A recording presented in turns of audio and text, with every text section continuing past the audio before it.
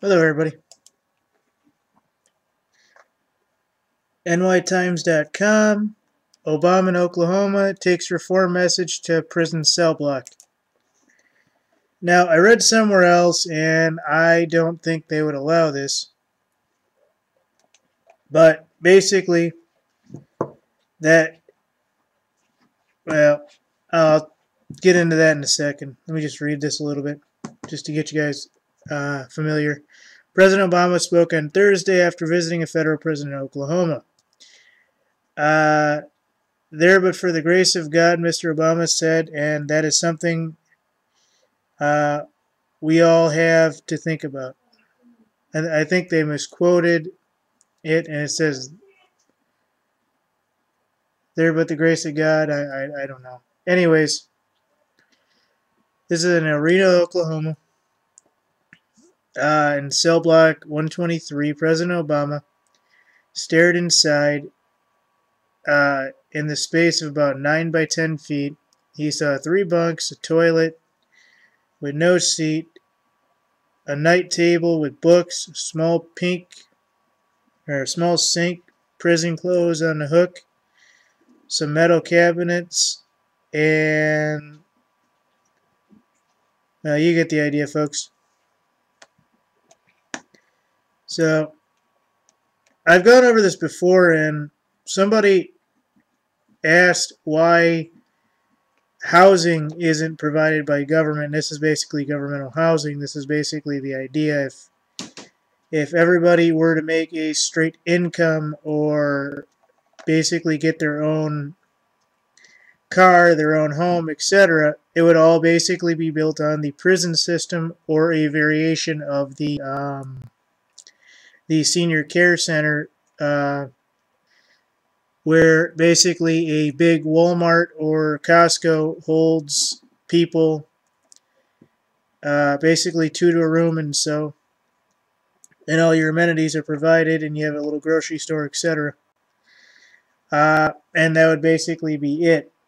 But going off that note, and I'm trying to abbreviate some of this because some of it's just wishy-washy hate on Obama, and as much as I want to read all that, I just want to get through the story.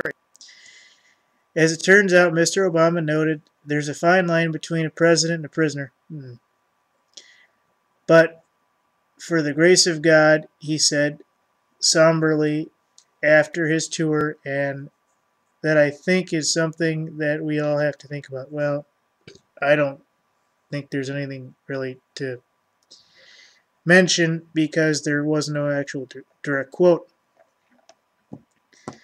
In visiting the Reno Prison, Mr. Obama went where no president ever had before, literally and perhaps figuratively, hoping to build support for a bipartisan overhaul of America's criminal justice system, which his predecessors worked toughen life for criminals. Mr. Obama wants to make conditions better. Well, I'm all for better, but even if you're in there for a while, I mean, there are varying degrees to what better is and what better is not.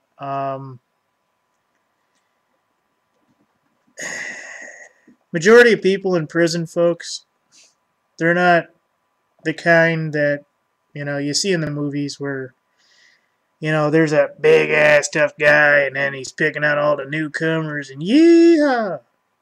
I highly doubt that shit happens, especially for the guys that have been in there for a while. But it is what it is. And,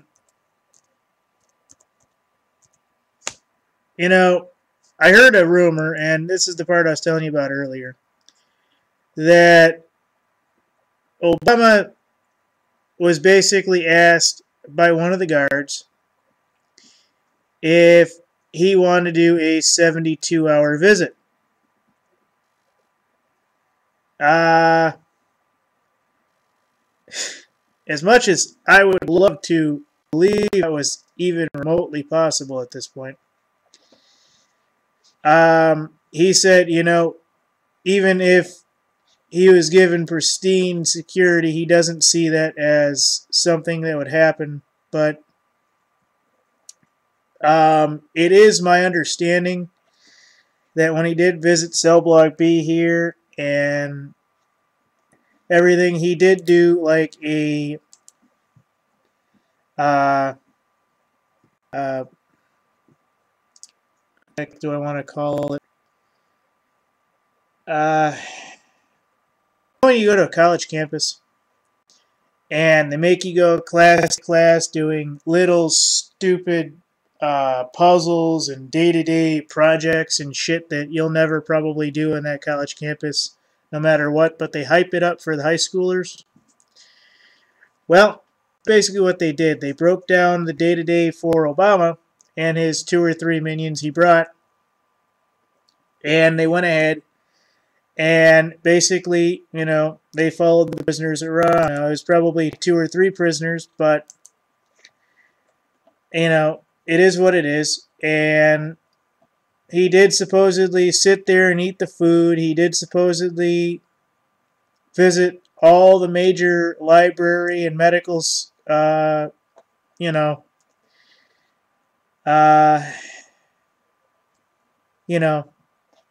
basically making sure that everything is as necessary as it can be and making sure that day-to-day is fine. I don't know. I personally think he's looking at El Reno for his term after he gets out. I don't know. Maybe he'll just announce that he's not a U.S. Citizen and it'll basically null and void it. I don't know. I don't know. I don't care. I'm not really going to go into this because basically this says, you know, he basically had a large upbringing from a premier Honolulu prep school to an Ivy League universities. And basically he says, you know, and then he basically talks about prisoners for, or prison for drug crimes and advantages, this and that. And I'm not going to go into this too much because I've read about 3 or 4 of these articles. I know what it says. You know, he was there on behalf of William Brooks, the president of the NAACP.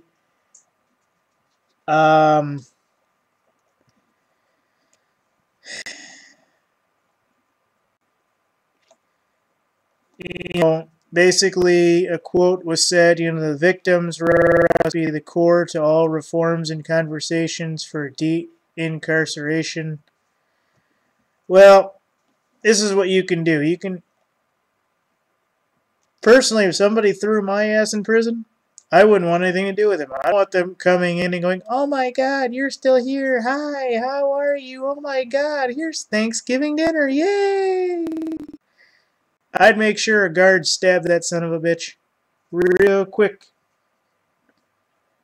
Personally, if you stick my ass in the slammer, I don't want to know you. There's no reason.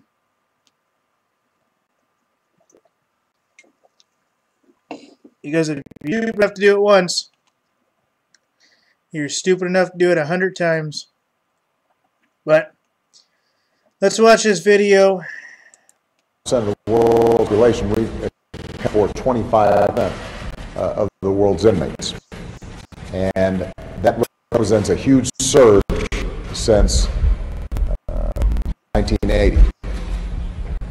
A primary driver of this mass incarceration phenomenon is our drug laws, our mandatory minimum sentencing on drug laws. And you know, we have to consider whether this is the smartest way for us to both control crime and rehabilitate individuals. This is costing taxpayers across America $80 billion a year.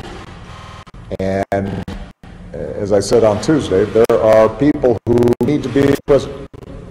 And I don't have tolerance for violent criminals. Many of them made mistakes, but we need to keep our community safe. On the other hand, when we're looking at nonviolent offenders, most of them growing up in environments in which drug traffic is common, where many of their family members may have been involved in the drug trade. I think they cut me off there, folks. Yep, they did. 1 minute 16, they cut me off. All right, so you heard it here. Now, basically, one of the key things I imagine is if you go in there and you say, well, you know, this was done under, you know, because so-and-so did drugs or this or that. Due to Obama's situation, he's going to go, well, okay, the cops are going to have the sentence anyways.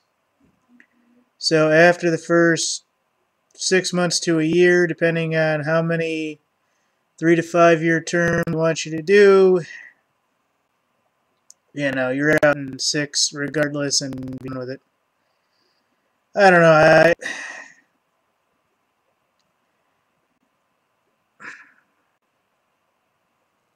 When it comes to the criminal justice system, you got to, there's various things going on. One, there have people whom otherwise either cannot live on their own or will never be able to live on their own. They're housing violent criminals. They're housing people who got screwed by the system, who basically would love to atom bomb an entire area, and that would be that. And then they're housing everybody else in between who, you know, who was in a store one night with, you know, someone, and someone decided to take a liquor bottle or something, and when the cops came, that person also went on, and you're going, wait, I was on the other side of the store. It doesn't matter, sir. You were involved with them. You're an accessory. Screw you. You're going to jail too. Lawyers are good for shit. They are. This is my belief on lawyers, at least for the actual criminal stuff. Remember, they spent years getting a certificate to run by the system. Do you honestly believe for one moment that the system will allow majority of them to not convict, say, 60 to 90% of the people that they bring to a courtroom? They're there to make money and bear witness to the state.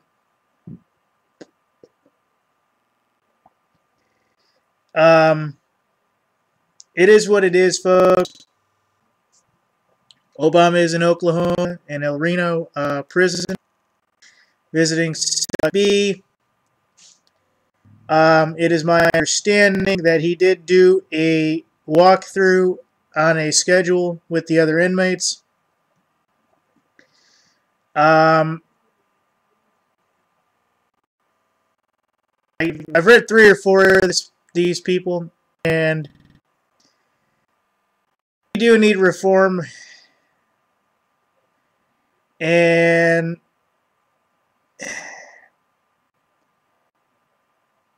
don't know, folks. I can't speak for everybody. You know, nowadays, you could get sent to jail for up to 5 years or more because your neighbor thought that, you know, you were standing too close to their property when you walked over to the other side of the street because a car was coming by and you wanted to move so you didn't get hit by the car.